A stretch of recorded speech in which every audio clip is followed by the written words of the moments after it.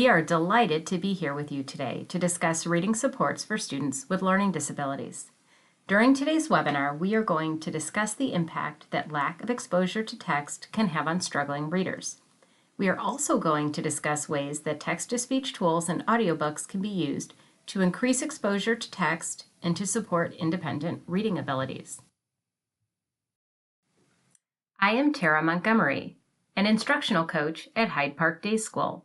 Presenting with me today are Kate Baldwin, our Director of Research, and Therese Gillick, our Director of Technology.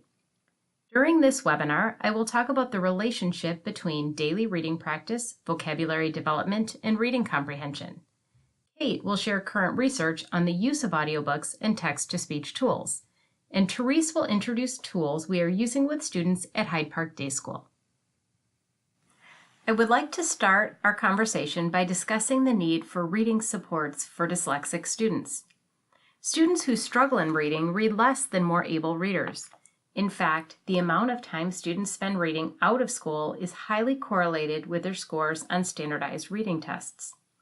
Anderson, Wilson, and Fielding found that at the highest end of the continuum, the most able readers, or those scoring at the 98th percentile on standardized tests, were reading more than 60 minutes per day on average, while students who scored at the 10th percentile were reading less than 1 minute per day outside of school on average. This chart shows the relationship between the amount of time spent reading and the number of words a student is exposed to over the course of a year. This is significant because students gain both vocabulary knowledge and general knowledge from reading. Students who read 20 minutes per day will be exposed to almost 2 million words per year. Students who read less than 1 minute per day are exposed to a paltry 8,000 words per year. Keith Stanovich from the University of Toronto, Ontario, applied the term Matthew effect to describe the impact that different reading rates have on students over time. The Matthew effect refers to the Bible verse Matthew 25:29, which can be paraphrased, "The rich will get richer, while the poor will get poorer." Better readers read more, which improves their reading ability and vocabulary. Poor readers read less, which causes them to lag even farther behind in reading skill and vocabulary acquisition. Reading volume contributes to vocabulary growth and reading comprehension. The difference is both quantitative and qualitative. Students typically add between 2,000 to 3,500 new words to their vocabulary per year. These words cannot all be taught directly in class. Many of these words are acquired through reading. Isabel Beck, Margaret McKeown, and Linda Kukan categorize words in their book, Bringing Words to Life. Tier 1 vocabulary words are basic. These words can be learned in conversation. Tier 2 vocabulary words are more sophisticated. They are found frequently in written text, but they are not used frequently in oral language. Students need to recognize and understand Tier 2 vocabulary words to be successful academically. We expose young children to rich vocabulary by reading aloud to them. Library story times, classroom read-alouds, and bedtime story rituals have a significant impact on the vocabulary and comprehension skills of children, because they expose students to books that are rich in vocabulary and more sophisticated sentence structure. As students get older, around 3rd or 4th grade, read-alouds in school and at home typically decrease, and students who are not reading independently can lose access to vocabulary-rich literature. A very real concern is that dyslexic students who have stronger comprehension skills in the early grades may develop a comprehension deficit over time due to lack of exposure to grade-level text. A natural response to this information is to encourage students to read more. Incentive programs are hugely popular in schools, and you may be familiar with some of these, such as Drop Everything and Read, Six Flags Read to Succeed, and the Pizza Hut Book It program. However, the National Reading Panel report in 1999 found that incentive programs that encourage students to read on their own were not effective for struggling readers because they didn't do anything to remove the barriers that were preventing these students from reading and understanding what they read. We need to provide support that makes reading time beneficial for struggling readers.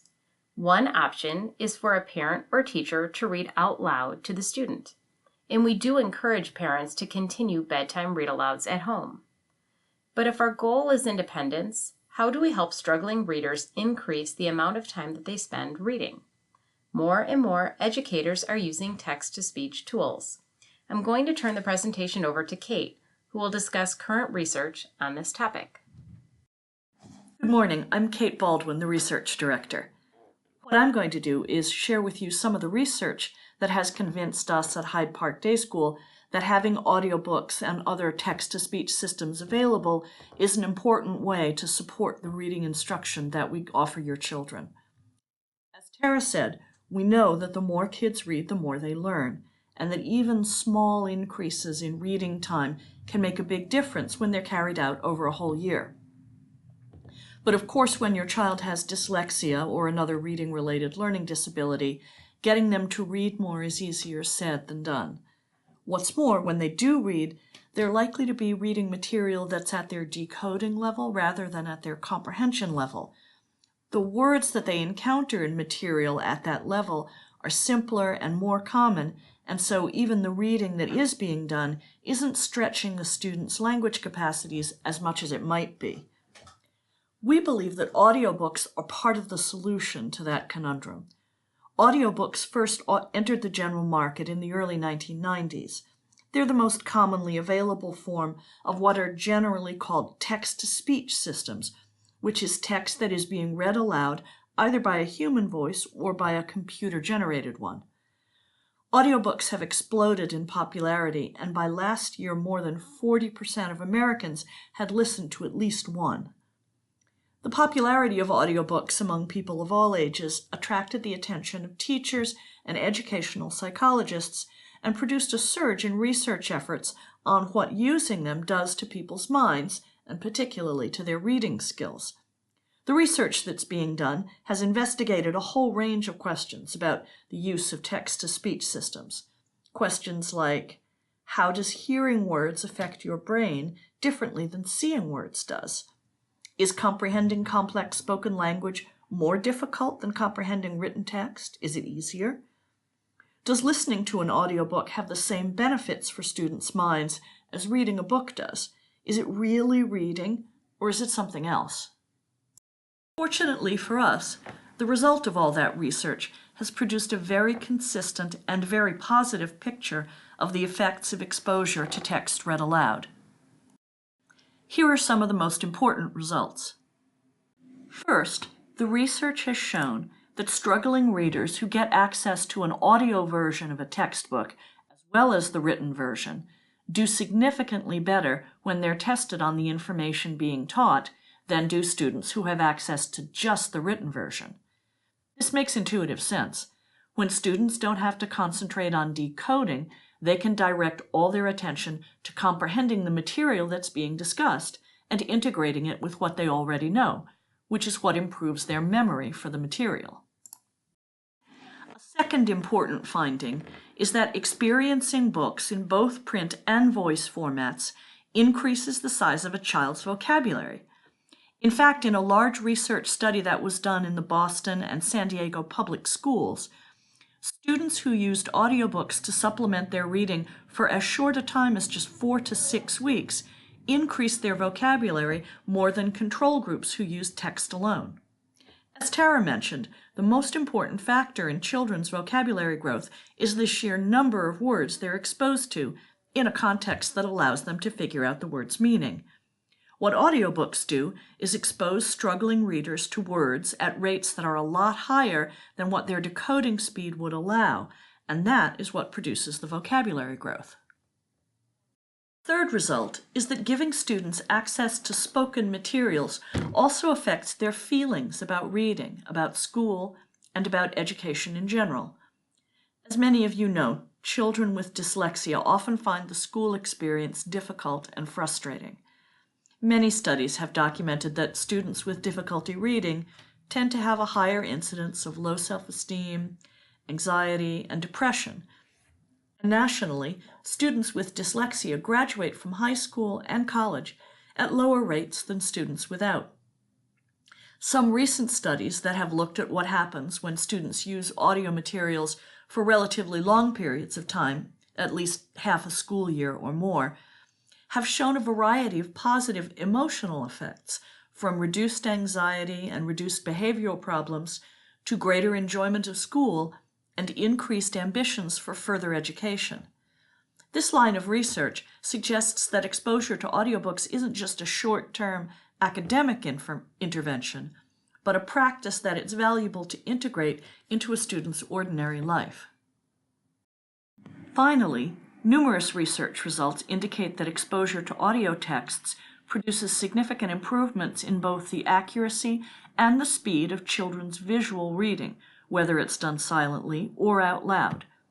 And this effect is especially strong when audio texts are combined with visual reading. Now, this seems surprising. How can it be that listening to texts improves a child's visual reading? The primary reason this works has to do with how words, and language in general, are represented in the brain. Everything we know about a particular word is connected to everything else we know about it. And whenever we encounter that word in any form, that reinforces the common representation of the word in our minds and strengthens our memory for it. So, for example, let's consider the word infinite, which is one of those more sophisticated Tier 2 vocabulary words that Tara was discussing earlier. A person who knows this word knows a lot of things about it: how it sounds, what it looks like written on a page, how it's spelled, and what it means, including the fact that it can be used in a lot of different ways. It has an ordinary language meaning, it has a metaphorical meaning, and it has various technical meanings that apply in mathematical and scientific contexts. And in addition to this, the word has cultural and emotional associations that may be different for every individual, but often very powerful. Why students with learning disabilities benefit from a multisensory approach to reading instruction. The more different routes or channels we can establish into a word's representation in the mind, the stronger the memory for that word becomes, and these stronger memories are then more easily accessed in all contexts, including in visual reading and in writing. There are a couple of things I want to note about the research on the use of text-to-speech systems. Most of the studies I've summarized were done on kids with reading-related learning disabilities. But similar research has also been done with students who read at grade level, and the results are very much the same, although the benefits of audio access are even stronger for struggling readers. Second, it's important to know that students in the audio access conditions of these studies weren't restricted to the use of audio texts. They would usually be combining audio with visual reading, sometimes at the same time and sometimes not. Reading while listening is a very valuable activity, and students with learning disabilities can really benefit from this kind of multisensory experience that provides auditory reinforcement to the visual decoding process. But as we've discussed, listening to complex text provides a whole slew of benefits in addition to increasing reading fluency, so it's certainly not necessary for a student to follow along every time they listen to an audiobook. And for the purposes of developing listening comprehension and higher level critical thinking skills, audiobooks on their own are great. Although this perception is waning, thankfully, there is still an impression among some parents and even some teachers that accessing text through listening is somehow cheating, that it's a short-term fix that does long-term damage to children's ability to read. But as we've seen, that isn't a perception that is supported by the research, and I hope that what we've presented today has reassured people on that point. I'd just like to leave you with an insight from this year's Assistive Technology Association conference. Text-to-speech is more than an accommodation. It has remedial potential. In other words, using text-to-speech systems doesn't just make reading easier in the moment, it helps to improve reading ability itself over the long term. And that's why we at Hyde Park Day School are so committed to providing your children with access to audiobooks and other text-to-speech systems. And now I'm going to pass the microphone over to Therese Gillick, our Director of Technology, so she can show you how we put that commitment into practice. Welcome, everybody. Assistive technology is like a key. It unlocks access to learning materials. Today, we're going to look at 5 different keys or programs that provide reading support for our students. One thing I'd like you to keep in mind is that not all students need all of these programs. Throughout the year, our teachers help your students figure out which programs they need. Our goal for today is to help you understand the programs that have been identified as beneficial for our students. Before we dive into the programs, I want to point out some terminology that's associated with assistive technology. We can think of it like tissue is to puffs and Kleenex. There are general terms, and then there are brand name products. Like Kleenex, some people bounce that name around to refer to any tissue. It's the same with assistive technology. Sometimes people interchange general terms with brand names. Text-to-speech is a general term, and there are 2 kinds, computer-read and human-read. This is a list of the brand name programs we use at Hyde Park Day School that all have text-to-speech. Many of them have additional features as well. Over the next few minutes, we are going to demonstrate how a student uses each of these programs to access materials. This is Ian. He's a 4th grade student with dyslexia. He decodes at a 1st grade level, but has a listening comprehension level at 5th grade. There are 2 main resources Ian uses to learn, novels and websites. We will take a look at how the use of assistive technology changes the learning experience for each of these resources. If Ian were to go to the library and choose a book just based on his independent reading level, his options would be books like Curious George. These books use many sight words and the vocabulary is easier. These are words like and, to, mother, and fast. However, Ian is really interested in the BFG, which his other friends are reading. The spelling and length of the hard copy book is a challenge, but as Tara and Kate pointed out, it's important for students to read more per day and to have exposure to Tier 2 vocabulary. So let's talk about how Ian can reap the benefits of reading the BFG and enjoy a great book. First, he can use Learning Ally. It's a library of human-read audiobooks. All of our students have accounts. This is what it would look like for Ian. Some of the audiobooks come with text, which students can customize. They can change things related to the font, the display, and color, as well as the volume and speed.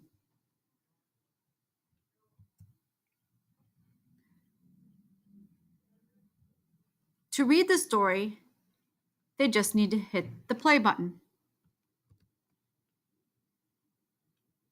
The Snatch. Under the blanket, Sophie waited. After a minute or so, she lifted a corner of the blanket and peeped out. For the second time that night, her blood froze to ice, and she wanted to scream, but no sound came out. There, at the window, with the curtains pushed aside, was the enormous, long, pale, wrinkly face of the giant person staring in.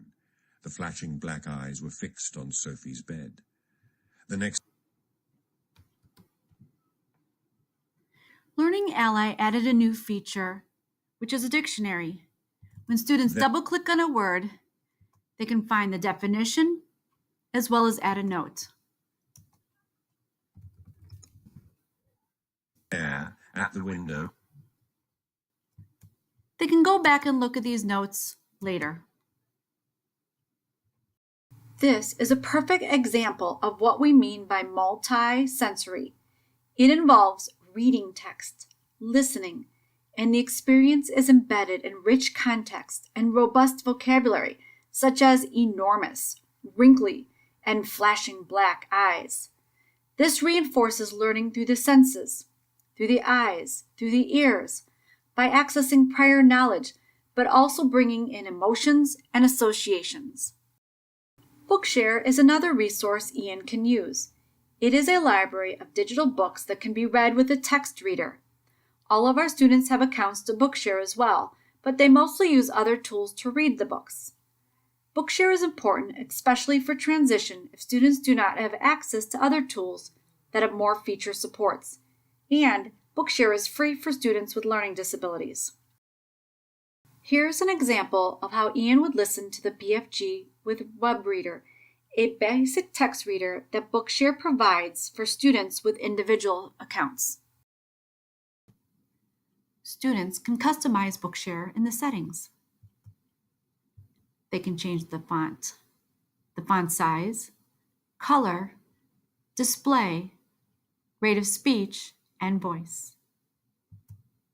Click the speech icon to start and stop. The snatch. Under the blanket, Sophie waited. After a minute or so, she lifted a corner of the blanket and peeped out. For the second time that night her blood froze to ice and she wanted to scream, but no sound came out. There at the window, with the curtains pushed aside, was the enormous long pale wrinkly face of the giant person, staring in. The flashing black eyes were fixed on Sophie's bed. This is basically the same experience, but with a different voice. You may also find that some students have preferences for human read versus computer read, and while preference is valuable, comprehension may be better with one over the other. Again, our teachers help our students figure this out. The other thing to consider is that a person or human read material may not be available, so teaching students that computer read text-to-speech is good helps them achieve independence with their learning. A new program we are starting to use is called CAPTI. It is an offline and online reading support tool. To access novels with CAPTI, students need that Bookshare account. Let's see how Ian would read the BFG with CAPTI. Students can pull in material to CAPTI in a variety of different ways. They can upload it, they can pull it from their Google Drive, and other places like Bookshare. Students can also customize CAPTI and choose from a variety of different voices and adjust the speed.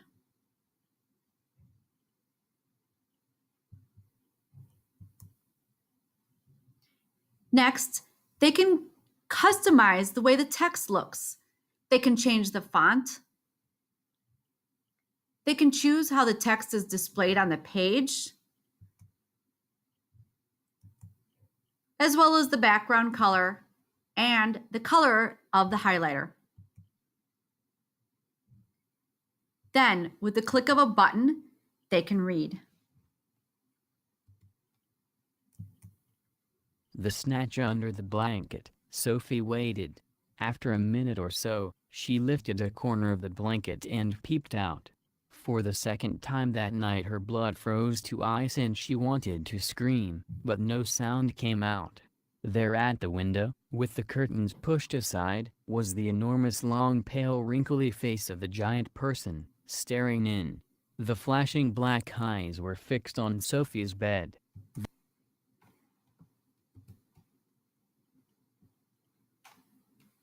There are other great supports, so students can look up any word instantly.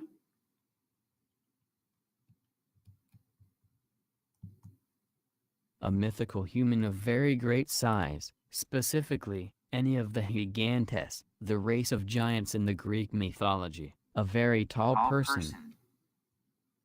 And add them to their dictionary. They also have the ability to highlight and take notes.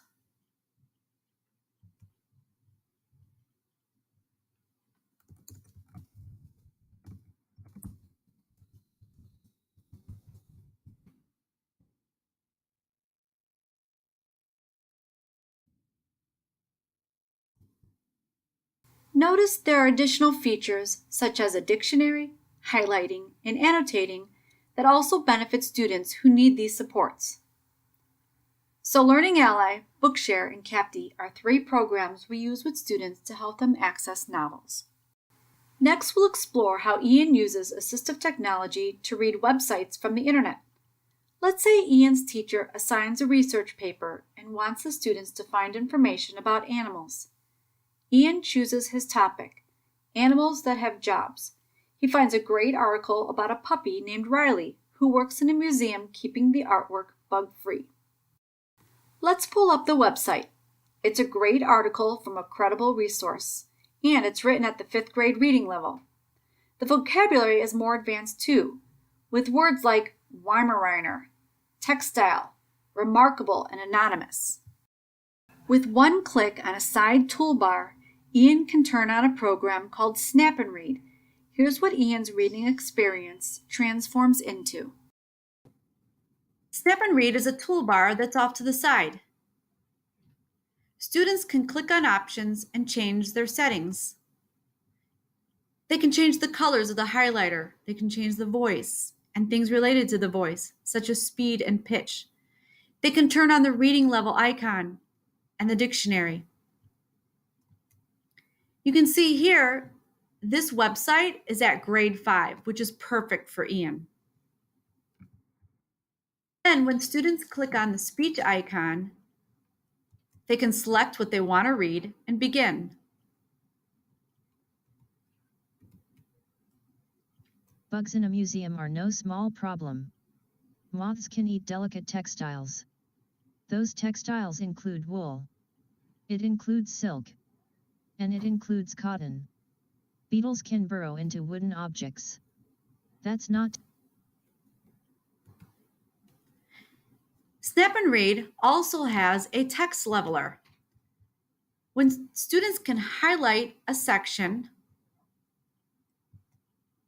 and it will change difficult vocabulary. So here you can see hard-shelled insects was substituted for the word beetle, and dig an underground tunnel was substituted for the word burrow. Snap and Read also has a dictionary. By double-clicking a word, students can see the definition as well as pictures related to that definition. We have another program that Ian can use called Read and Write for Google Chrome. It also can be turned on with one click and has some different comprehension support features. Here is what Ian's experience would be like with Read and Write for Google Chrome. Read and Write for Google Chrome is a floating toolbar with many different features, in addition to text-to-speech. Students can customize a few options for text-to-speech, including the voice and the speed.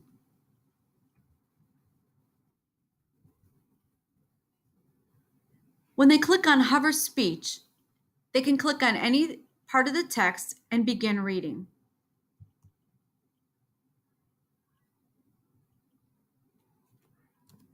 Bugs in a museum are no small problem. Moths can eat delicate textiles. Those textiles include wool. It includes silk. And it includes cotton. Beetles can burrow into wooden objects. There's also a dictionary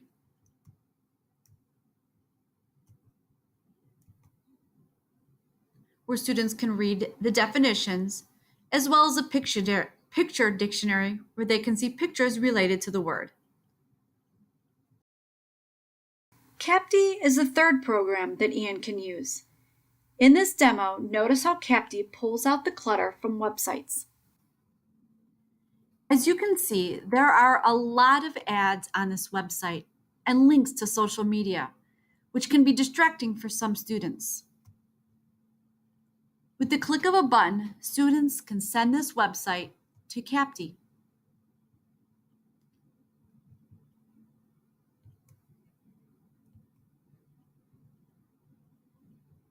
And remove all of the ads and clutter. The last time we looked at CAPTI, we went over the different voices, ways to customize the text. We talked about the ability to look up words and highlight and take notes. I chose a different voice this time so you can hear what a different one sounds like. Bugs in a museum are no small problem. Moths can eat delicate textiles. Those textiles include wool. It includes silk. And it includes cotton. Beetles can burrow into wooden objects. That's not. Now, if you recall, Ian was doing a research paper. So he can take notes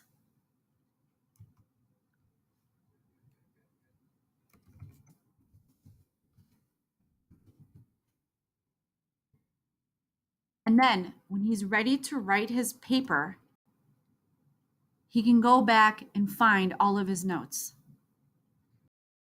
So these are the 5 main programs with text-to-speech that our students use at Hyde Park Day School. Let's recap. Using text-to-speech to access learning materials, give students access to material at or above their grade level, enriches their vocabulary development, reinforces comprehension, and builds the confidence students need to become independent learners. We'd like to wrap up our webinar by clarifying some of the responsibilities that come with choosing assistive technology and emphasize that not all students need all of these tools all of the time. Let's talk about the teacher first.